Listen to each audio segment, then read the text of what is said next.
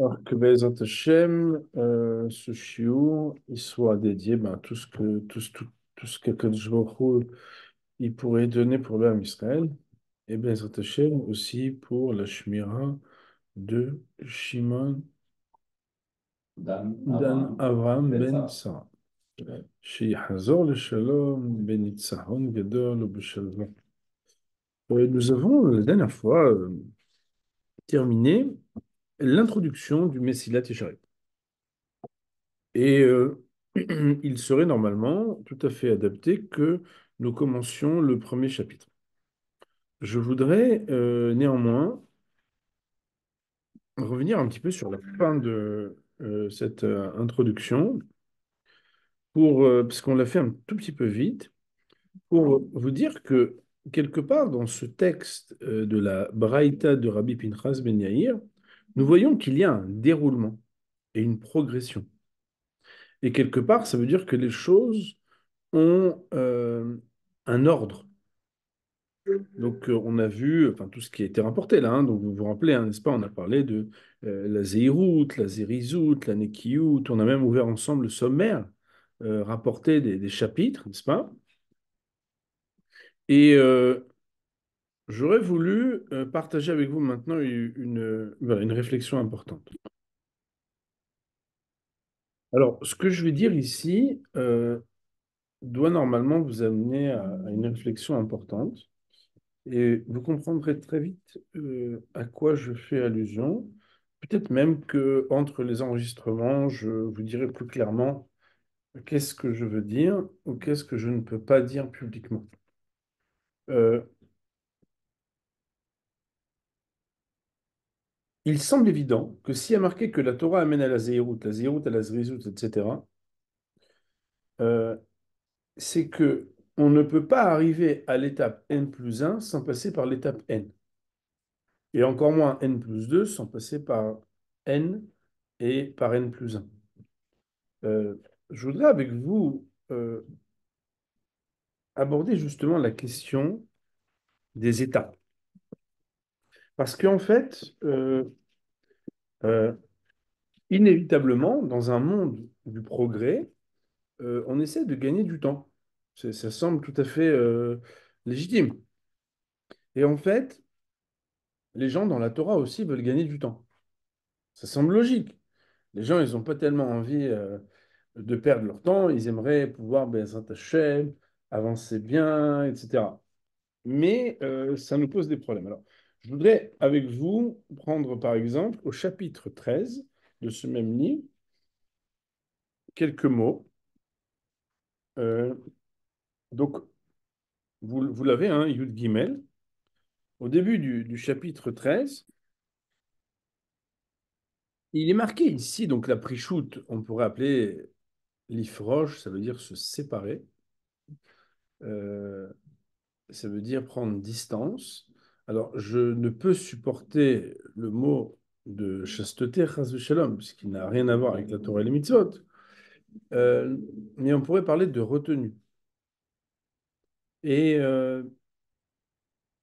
il est écrit ici à Perishut Itrilat Chassidut. À partir de la Perishut, c'est-à-dire dès qu'on a dépassé la Nekiyut, le chapitre précédent, dès qu'on commence la Perishut, alors, le Rabbi nous explique à Perishut Itrilat Chassidut. La Perishut, donc le fait de s'abstenir, c'est le début de la piété. Et regarde que tout ce que nous avons expliqué jusqu'à maintenant, c'est pour que l'homme soit tzaddik. Autrement dit, les 12 chapitres précédents sont les chapitres qui définissent qu'est-ce que ça veut dire un homme qui est tzaddik.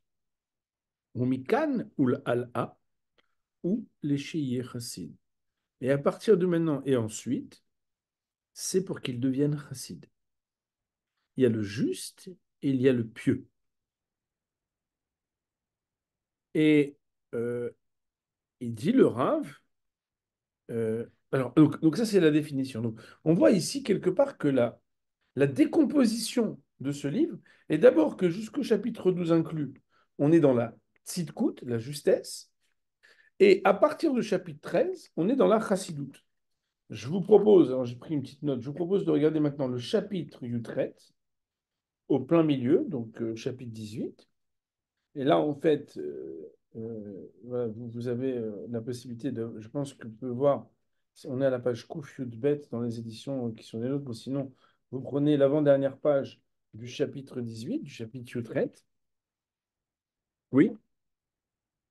Et là, en fait, vous vous rappelez, mon révérend Bataille, que nous avions ensemble regardé hein, ce thème.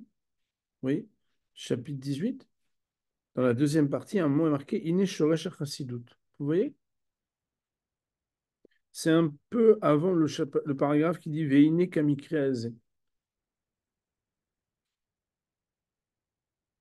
Peut-être sinon vous regardez à deux juste pour ça, sur cette partie-là. Il dit le Rav, Iné Shoresh Chassidut, voici que la racine de la piété, donc on est dans la deuxième partie, Rabotai, on n'est pas dans le Tzadik, on est dans Chassid. On avait dit que Misham Adam, Sham Alobatora, c'est on l'a cité la semaine dernière, hein, je ne sais pas si vous vous rappelez. On avait dit que celui voilà, qui étudie la Torah, il veut faire l'apaisement de la volonté d'Hachem. On connaît l'engagement des mitzvot avec la mesure des mitzvot et l'obligation. Mais on avait parlé de l'amour, celui qui aime le Créateur, il va avoir chez moi Ava Amitit, qui est un amour authentique. Il ne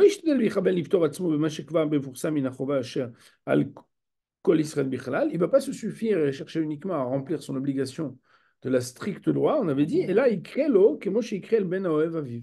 Vous vous rappelez qu'on avait parlé de l'enfant qui aime son père, qui veut faire plus. Chez Ilou, Yegale Aviv et Dato, Gilou Meat, Shur Chafetz Bedavar, Minadvarim. Kacha, Yarbe Aben Bedavaru. Pardon, Bemaase Aou, comme Mashiucha, la Fabi, Shilo Amaru Aviv, et là, Pamachad ou Bechatzi Dibou. On avait vu que c'était aller plus loin que la stricte obligation. On avait dit que aimer, c'est quand on va plus loin. Comme on dit, Chachamim nous disent, Ava Mekalkel et Ashura. Quand on aime, on dépasse un petit peu. L'amour, c'est quelque chose qui fait qu'on se dépasse.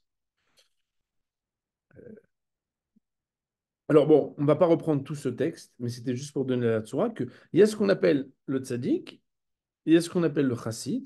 Et là, je vous demanderai de prendre le chapitre Kavav, au tout début du chapitre 26. Là, on passe dans la dernière partie du livre. On est dans la Kedusha. On pourrait parler de sainteté. Et là, mon révérend Botaï, alors on sait que le mot kadosh, puisqu'on connaît le mot Ariat Mekudeshet, et puis beaucoup d'entre vous ont dû entendre parler du commentaire de Tosfot donc Kiddushin à la page 2b, il y a le fait d'être consacré. Et il dit le Rav, il y a la Kedusha kaful ou. Le sujet de la sainteté est double. Daïnu trilato avoda besofugmul. C'est-à-dire que au début, il est travail et à la fin, il est récompense. La caractéristique rabotaille du travail, c'est d'être actif. La caractéristique de la récompense, c'est de ne rien avoir à faire. Trilato ishtadlut vesofo matana. Au départ, on fait des efforts et à la fin, c'est un cadeau. Ça veut dire quoi? Il dit le Rav, c'est que la kedusha, היינו שתחילת אדם תחילתו הוא מה שאדם מקדש עצמו, וסופו מה שמקדשים אותו. C'est qu'il y a quelque chose qui est ce que l'homme va déployer un travail pour s'efforcer de se sanctifier, et la fin, c'est que on va le sanctifier. Qui? Akadosh Baruch Hu. והוא שאמרו אדם מקדש עצמו מעט, מקדשים אותו הרבה מלמטה, מקדשים אותו למעלה. Il y a une interaction entre l'action de l'homme ici-bas et le fait que quelque chose se révèle d'en haut. Et il dit le Rav, alors bon, on pourrait lire longtemps ça parce qu'on va l'étudier, mais si vous tournez la page, il y a marqué Ine Aisha Mitkadesh Bikdushat Bor'o, vous voyez? Et voilà que l'homme qui se sanctifie par ce qu'on appelle la sanctification de ce qui le lie à son Créateur. Alors bon, il y a tout un développement, hein, je vous dis ça juste. C'est pour donner une petite introduction à la fin de cette introduction, avant qu'on commence, c'est une réflexion importante. Même ces actions matérielles deviennent des sujets sacrés. Le simanach, et d'ailleurs, si tu en veux des signes dans la Torah, achilat kochim, le fait de manger des kochim. Kochim, ce sont des sacrifices. Et on appelle ça Kodesh.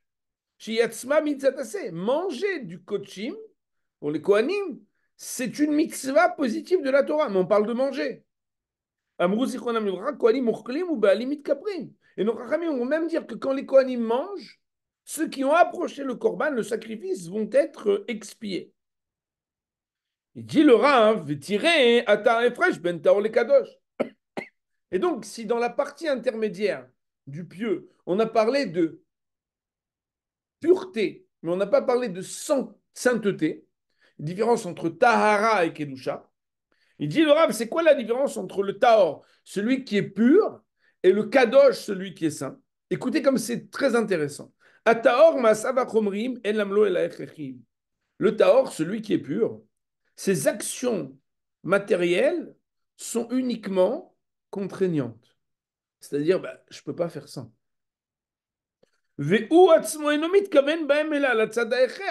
Et lui n'arrive à les organiser qu'autour de la nécessité.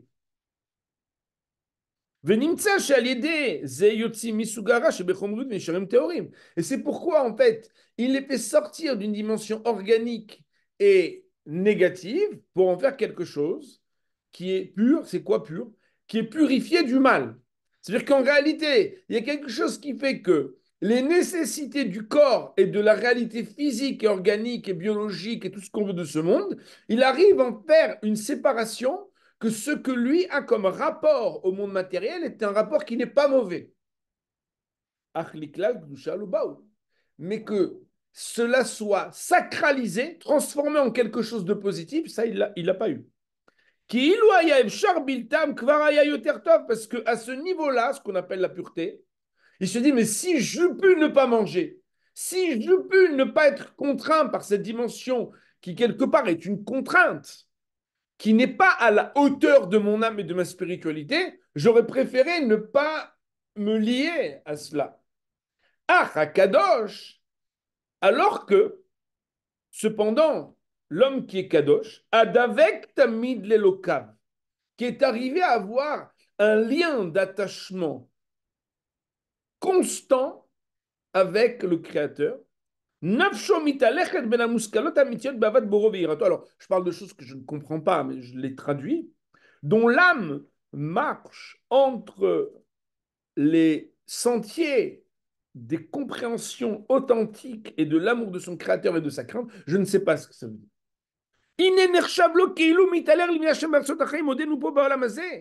On a la définition qu'il est en train de marcher dans ce monde-ci, dans les sentiers du lien avec Hachem.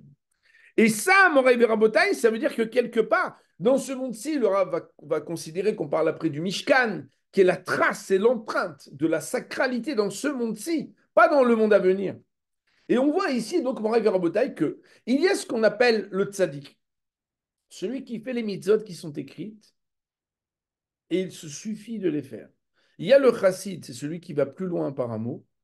Il y a le kadosh, écoutez bien, le kadosh, c'est celui qui est dans une composition où il y a une partie qui est son travail et une partie qui est reçue. Une partie d'effort et une partie cadeau. Autrement dit, mon Rabotai, et c'est ça, il me semble, la grande critique que nous devons faire, c'est que on ne peut pas parler de Kedusha avant de parler de Tzadik et de Chassid.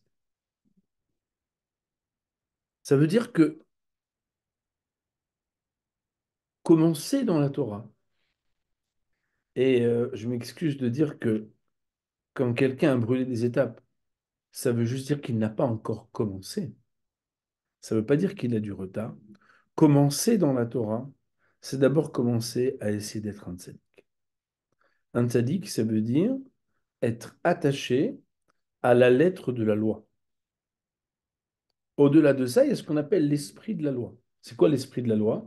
C'est que parfois, il y a la volonté d'Akadosh Baruch Hu que l'on devine, que l'on déduit, même lorsque il ne nous en est pas donné une injonction obligatoire. Et c'est seulement après, Moraï Rabotai, il faut que les choses soient claires. Et c'est seulement après qu'un homme soit passé par l'étape où d'abord il veut être un homme normal, un juif normal, qui accomplit les mitzvot normalement. et qu'ensuite il essaie de faire mieux les mitzvot, c'est-à-dire d'aller un peu plus loin dans les mitzvot, qu'ensuite, dans son rapport à sa Avodat Hashem, en s'efforçant et se fatiguant, après avoir déjà acquis ces dimensions qui ne sont pas finalement tellement évidentes à acquérir, il pourra aborder quelque chose qui, en effet papillon de son investissement, pourrait lui faire cadeau la Kedusha, qui ne procède pas de lui, qui dépend de son investissement, mais qui lui est donné par Akadosh Baruch.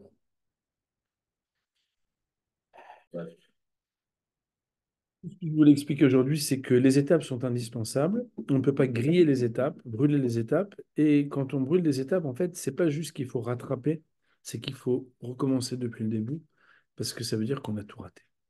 On va dire pour aujourd'hui, Baruch Olam, Amen.